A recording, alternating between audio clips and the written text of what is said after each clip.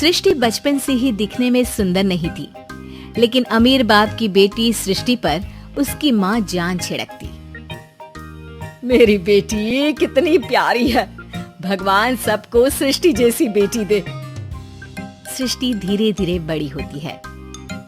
एक दिन सृष्टि की सहेली कहती है, तू दिखने में कितनी अजीब सी है, लेकिन मैं जानती हूँ हम सब में सबसे अच्छी शादी तो तेरी ही होगी।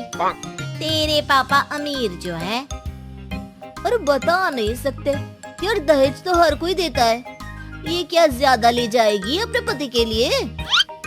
अरे बड़े शहर में कोठी है इसके पापा की। अरे पापा की है ना, कौन सी इसकी है? इसकी होती तब तो कोई भी लड़का इससे शादी कर लेता। अरे पापा की मतलब पापा की है तो मेरी ही है ना? किसने कहा? अब तेरी तो तब होगी ना जब तेरा भाई ना हो। वैसे भी शादी के बाद सारी प्रॉपर्टी भाई के नाम होती है। सृष्टि समझ जाती है कि उसे किसी भी हालत में माँ बाप की सारी प्रॉपर्टी को अपने नाम करना है, लेकिन कैसे? एक दिन सृष्टि का भाई शीनू कहता है, बहन क्या कर रही है? तुझसे एक बात करनी है। अरे हाँ करना, मैं तो तेरी बहन हूँ। बहन मेरी लाइफ में ना एक लड़की है, बहुत अच्छी है। मैं सोच रहा हूँ माँ और पापा से बात करूँ शादी के लिए। सृष्टि को समझ में आ जाता है कि भाई की शादी होते ही भाभी उसे एक दिन भी घर में बर्दाश्त नहीं करेगी। क्या बात है भाई, बताना कौन है वो? यार वो बहुत अच्छी लड़की है, पढ़ी लिखी है, मेरे साथ जॉब भी करती है। बस एक प्रॉब्लम है। प्रॉब्लम? क्या प्रॉब्लम है भाई? यार वो शादीशुदा है, लेकिन उसके पति ने उसे सिर्फ इसलिए छोड़ दिया क्योंकि उसके माँ बाप दहेज नहीं दे पाए। सृष्टि ये सुनकर न जाने क्यों खुश हो जाती है। अरे भाई तो क्या हुआ, लड़की तुझे तो पसंद है ना? शीनू को लगता है कि बहन उसे समझ रही है। वो इस बात से अनजान होता है कि उसकी बहन की मंशा पूरा घर हड़पने की है। सृष्टि अपनी माँ से कहती है, मम्मी मुझे तो बहुत चिंता है, पता है शीनू क्या कर रहा है? अरे क्या कर रहा है, वो तो काम पर जाता है और वापस घर आता है। नहीं ना माँ, वो यही तो नहीं कर रहा, बाकी सब कर रहा है। आपको पता है उससे प्यार है, और वो भी एक शादीशुदा लड़की से। ये क्या हो गया? मैं सोसाइटी में क्या मुंह दिखाऊंगी? अरे तेरे पापा तो यही कहेंगे कि मैंने ही उसे बिगाड़ दिया है।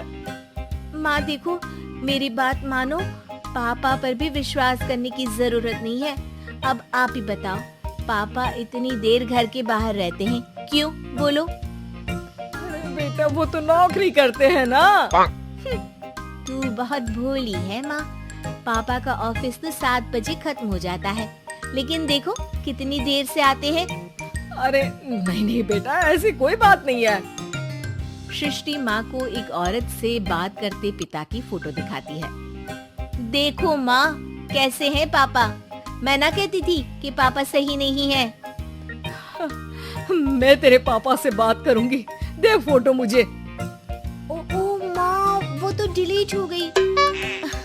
लेकिन चल, तूने तो देख लिया ना, पापा से बाद में बात कर लेना, और हाँ मेरा नाम बिल्कुल मत लेना। हाँ माँ।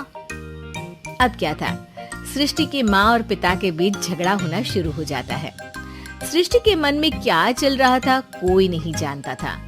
एक दिन, माँ सृष्टि के लिए एक लड़का देखा है, वो लोग शाम को उसे देखने आने वाले हैं। और हाँ माँ, एक खुशखबरी, मैं और पापा मिलकर एक नया बिजनेस ट्राई कर रहे हैं। शाम को लड़का आता है, सांवले रंग का। सृष्टि को तो बिल्कुल भी पसंद नहीं आता। लड़की की माँ कहती है, लड़की का चेहरा तो कोई खास नहीं, लेकिन अगर मेरे बेटे को आप लोग सेटल कर दें तो मैं उसकी शादी आपकी बेटी से करवा दूं। सृष्टि को लड़का बिल्कुल पसंद नहीं था। उसे भाई पर गुस्सा आ जाता है। लड़के वालों के जाने के बाद कहती है, माँ देखा शीनू मेरे लिए कैसा लड़का लेकर आया, न दिखाने लायक न सुनने लायक, सेटल भी नहीं, वो भी हम करे। अरे माँ मैं जानती हूँ ये मेरी शादी किसी भी घर में क्यों करवाना चाहता है? अरे कैसी बात कर रही है बहन, तूने तो देखा ना, लड़के को मैंने ही मना कर दिया तुझसे शादी के लिए। जिसने लड़का बताया था उसने उसकी बहुत तारीफ की थी। बात आई गई हो जाती है, लेकिन सृष्टि का मन शांत नहीं होता।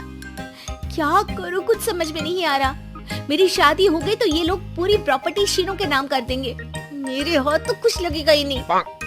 तभी सृष्टि को आइडिया आता है। वो किसी वकील को फोन करती है।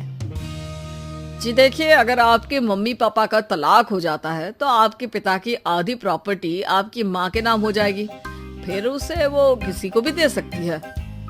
सृष्टि अब माँ को बेटे के खिलाफ भरती है। माँ, शीनू पर नजर रखा करो। वो जिस लड़की के प्यार में है ना, वो शादीशुदा है। यहाँ आएगी, सारा पैसा, रुपया, जमीन, जायदाद सब हड़प लेगी। पापा का भी हाल तुमसे छुपा नहीं है। ऐसा ना हो कि मैं और आप एक दिन सड़क पर भीख मांगे। हे भगवान, मैं तो जीते जी मर जाऊंगी अगर ऐसा हो गया तो। ऐसा हो गया नहीं माँ, ऐसा ही होगा। अभी समय है, आगे का सोच लो। मैं तो कहती हूँ पापा से आधी प्रॉपर्टी लेकर अलग हो जाओ। पापा की आधी प्रॉपर्टी भी हम लोगों को अगर मिल जाती है ना, तो अगले 7 जन्म सफल समझो। बेचारी माँ बेटी के कहने पर पति से तलाक लेकर अलग हो जाती है। सृष्टि अब पैसों से गाड़ी और अपने दूसरे महंगे शौक पूरे करने लगी। उसके दोस्त भी उसके पैसे इस्तेमाल करते। सृष्टि, कल तुम कहाँ थी? मैं सारा दिन घर पर अकेली थी। तो मैं क्या करूं? मैंने ठेका तो नहीं लिया है ना तुम्हें संभालने का। माँ को सृष्टि से ये उम्मीद नहीं थी। वो बैठकर रोने लगती है। वहीं उसका पति यानी कि सृष्टि के पिता आ जाते हैं।